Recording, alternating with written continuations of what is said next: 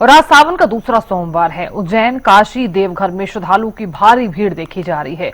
हरिद्वार में अब तक 3 करोड़ कांवड़ियों ने जल भरा है। हर हर महादेव के जयकारों से गूंजे हैं शिवालय। तो सावन का दूसरा सोमवार है आज, और श्रावण के दूसरे सोमवार के दिन दुर्लभ संयोग भी बन रहा है। ब्रह्म मुहूर्त और अभिजीत मुहूर्त के चलते जो है तमाम जो जातक वो पूजा कर रहे हैं। हालांकि ब्रह्म मुहूर्त जो है वो सुबह के समय रहता है, लेकिन जो अभिजीत मुहूर्त है वो शाम का मुहूर्त है इस बार, जब जलाभिषेक और रुद्राभिषेक जो है वो इसी मुहूर्त में किए जाते हैं।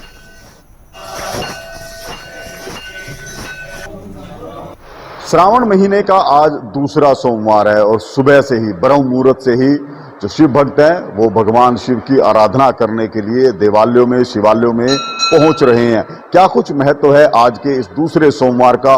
कौन सा योग बन रहा है, कौन सा नक्षत्र बन रहा है और किस तरह से आप पूजा अर्चना आज भगवान शिव की कर सकते हैं, ये तमाम जानकारी लेंगे। हमारे साथ शास्त्री अविनेश जी हैं, उनसे बात कर लेते हैं। शास्त्री जी, आज दूसरा सोमवार है, सबसे पहले तो ये है कि आज कौन सा नक्षत्र है, क्या कुछ महत्वपूर्ण है आज के दिन? सभी को हर हर महादेव और श्रावण माह की द्वितीय सोमवार की हार्दिक शुभकामनाएं। सबका जीवन मंगल हो, यही बाबा भोलेनाथ से प्रार्थना है। आज वृद्धि योग और रोहिणी नक्षत्र अति पुण्य फलदायी नक्षत्र यह बन रहा है, और इसमें भगवान की जो पूजन आराधना उपासना, जिन माताओं को अगर गर्भाशय में पुत्र उत्पन्नता में दिक्कतें आ रही हैं, संतान उत्पन्नता में, आज का सोमवार अति लाभकारी है। अगर किसी भी प्रकार की संतान आपको प्राप्ति चाहिए तो भगवान भोलेनाथ की आज आराधना उपासना करें।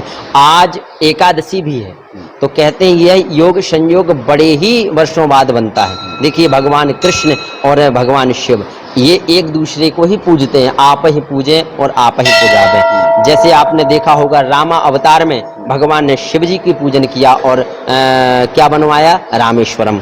और जब कृष्ण अवतार हुआ तो भगवान स्वयं भगवान कृष्ण के दर्शन के लिए गए और लीलाएं की। तो देखिए, आज दोनों का संयोग बन रहा है। तो हमें यह करना है कि तुलसी भगवान शिव को तो चढ़ती नहीं है, तो जो तुलसी की मंजरी होती है उसकी माला बना करके, हो सके 11, 6, 7 जितनी भी आपको मंजरी तोड़नी है, उसकी माला भगवान शिव को अर्पित करें।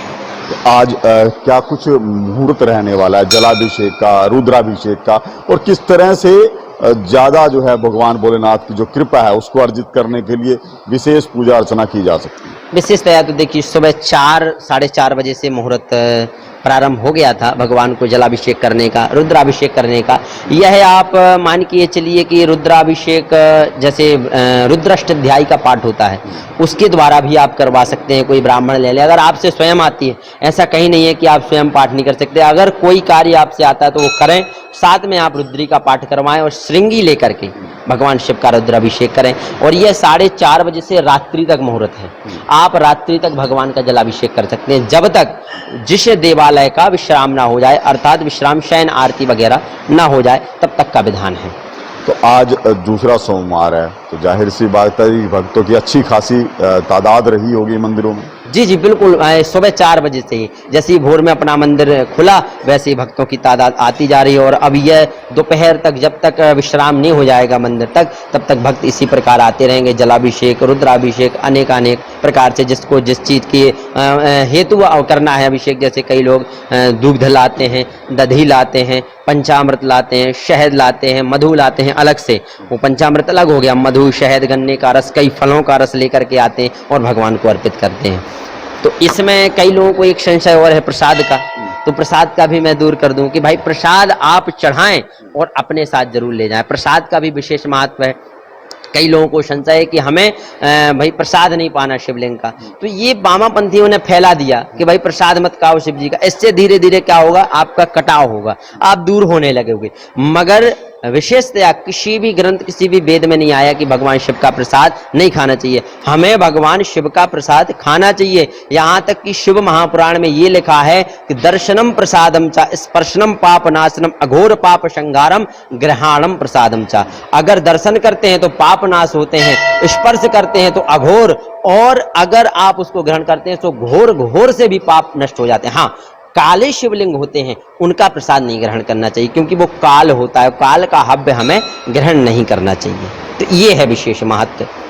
तो बिल्कुल देखिए, शास्त्री जी ने कितने सरल शब्दों में बताया कि किस तरह से जो भ्रांतियां फैलाई जा रही हैं उनको कैसे दूर किया जा सकता है। प्रसाद को लेकर क्या कुछ है, हम आपको मंदिर के अंदर की भी तस्वीरें दिखाएंगे कि आज जिस तरह से शिव भोलेनाथ का जो जलाभिषेक किया जा रहा है, जो श्रृंगार किया जा रहा है, देख सकते हैं कि किस तरह से बेलपत्र अर्पित किए जा रहे हैं भगवान भोलेनाथ का। जलाभिषेक के अलावा जो दुग्धाभिषेक का महत्व बताया है, मधु स्नान का महत्व बताया है और रुद्राभिषेक का जो महत्व बताया है वो शास्त्री जी ने बताया। आप देख सकते हैं ये तस्वीरें हैं घरौंडा के ऐतिहासिक देवी मंदिर से, जहां सावन के दूसरे सोमवार ये पूजा अर्चना भक्तों के द्वारा की जा रही है। आज अति महत्वपूर्ण दिन है क्योंकि सावन का आज दूसरा सोमवार है, एकादशी का दिन भी है, रोहिणी नक्षत्र है और वृद्धि योग है। तो ऐसे में जो भक्त आज भगवान भोलेनाथ की पूजा अर्चना करेंगे उनको विशेष फल आज के दिन मिलने वाला है।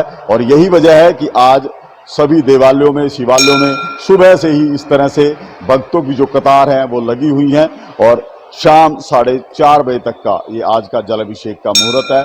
सुबह 4 बजे से ही जो भक्त यहाँ पर पहुंचने शुरू हुए थे। इसी तरह की स्थिति करनाल जिले के और भी देवालयों की, शिवालयों की है, जहाँ पर भक्त इसी तरह से भगवान भोलेनाथ को प्रसन्न करने के लिए, उनकी पूजा करने के लिए यहाँ पर पहुँच रहे हैं। ये तस्वीरें आप देख सकते हैं कि अभी से कुछ समय पहले यहाँ स्कूली बच्चे भी मौजूद थे, जिन्होंने, आप देख सकते हैं कि स्कूली बच्चे भी जो अपने स्कूल में जाने से पहले भगवान भोलेनाथ की पूजन करने के लिए यहाँ पहुँच रहे हैं। और जिस तरह से आज जो बताया जा रहा है कि शास्त्रीय नीति के अनुसार भी आज विशेष महत्व है क्योंकि आज एकादशी का दिन है, रोहिणी नक्षत्र है और वृद्धि योग है। तो आज के दिन भगवान शिव की जो पूजा है वो बेहद फलदायी रहने वाली है। आज सावन मास का दूसरा सोमवार है, जिसमें शिवालयों के अंदर भीड़ दिखाई दे रही है। लोग सुबह 4 बजे से ही जलाभिषेक करने के लिए मंदिरों में आ रहे हैं और मत्था टेक मन्नत मांग रहे हैं।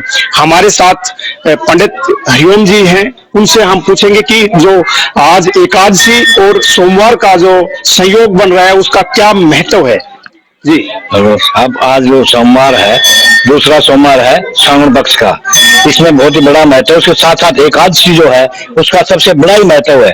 इस दिन आदमी मंदिर में जाता है, अपनी मन्नत मांगता है, मनोकामनाएं पूर्ण करता है। जो भी समस्या होती है उसका उद्धार करने के लिए मनोकामनाएं, मन्नत पूरी मांगता है। तो इससे भगवान शिव जी इस दिन सबकी मनोकामना पूर्ण करता है और जो है सबके लिए, इसके लिए बहुत ही अच्छा महत्वपूर्ण सावन मास का महीना है। ये इस साल सबसे बड़ा उत्तम सावन मास है।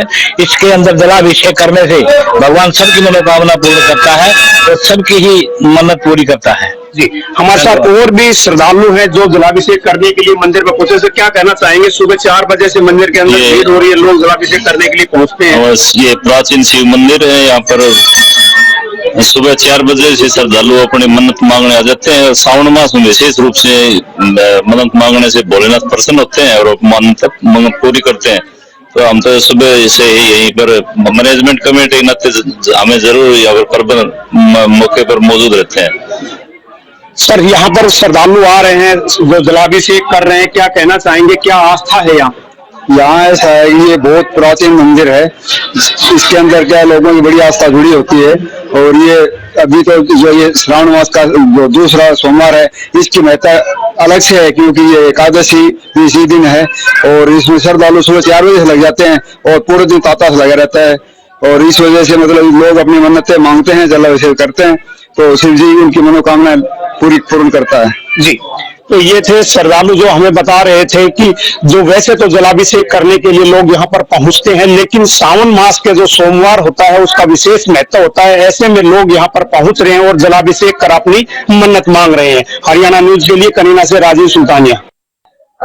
सावन माह का आज दूसरा सोमवार है। सुबह से ही भक्तजन भोले के दर्शन करने के लिए लंबी लंबी लाइनों में आज लगे हुए हैं। कुछ भक्तजन हैं जो बाहर से आए, उनसे बात करिए क्या उनका कहना है भोले बाबा के दर्शन करने के, क्या कहना चाहिए? सबसे पहले सर आप सुनिए। मेरा नाम मुकेश कुमार है जी। मैं जींद का रहने वाला हूँ। मैंने काफी टाइम यहाँ पहले नौकरी की थी, तो मेरी श्रद्धा यहाँ काफी समय से भोले बाबा में है। तो मैं हर सोमवार को परिवार सहित यहाँ आता हूँ, बाबा के दर्शन करके जाता हूँ। आज भोले बाबा के आपने दर्शन किए, पूजा अर्चना में भी आप शामिल हुए, क्या कहना है? बहुत अच्छा महसूस होता है जी। अपने आप के अंदर गर्व महसूस होता है कि हम भगवान की आस्था रखते हैं, और इसलिए अपने अंदर से यह फीलिंग आती है, आने के बाद खुद के अंदर से फीलिंग सी आती है कि आप अच्छी जगह आए हुए। कुछ लोग और भी उनसे भी बात करेंगे। आप लोग आए हो, कैसा लगा है? भोले बाबा के दर्शन आपने किए, क्या कहना है?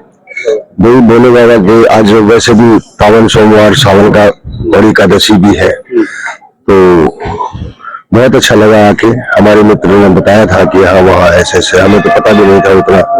एक इसको तो इस मंदिर में हमें तो जब पता लगा था जब दंगा हुआ था, तो हम एक बार पहले आए थे और आज आए हैं, हमें बहुत अच्छा लगा। तो जिस तरीके से भोले बाबा के जो भक्त हैं वो आए हैं, दूर दूर से लोग आ रहे हैं, उन्होंने पूजा अर्चना की। कुछ लोग हो रहे हैं, उनसे बात करेंगे। आप कहाँ से आए, शुभ नाम आप बताइए। मेरा नाम चिरंजीलाल है, हम हथिन से आए हैं पलवल डिस्ट्रिक्ट से, और हम आते ही रहते हैं यहाँ शिव बाबा के दर्शन करने, जल चढ़ाने। बहुत ही पवित्र स्थान है पूर्व से, और शिव से बड़ा कोई नहीं है, इनसे बड़ा कोई नहीं, सभी उनके अवतार हैं। तो उनके बार बार दर्शन करो, उनकी पूजा करो, अर्चना करो, सब मनोकामना पूरी होती है भगवान की कृपा से। जिस तरीके से भी जो भक्त हैं उनसे बात किया तो उन्होंने कहा है कि भोले के बाबा के दर्शन करके उन्हें काफी अच्छा लगा है। सुबह से ही वो लाइनों में यहाँ पर लगे हुए हैं, भोले के दर्शन किए हैं और प्रसाद भोले बाबा के लिए आए। STV हरियाणा न्यूज के लिए इन्हीं बात से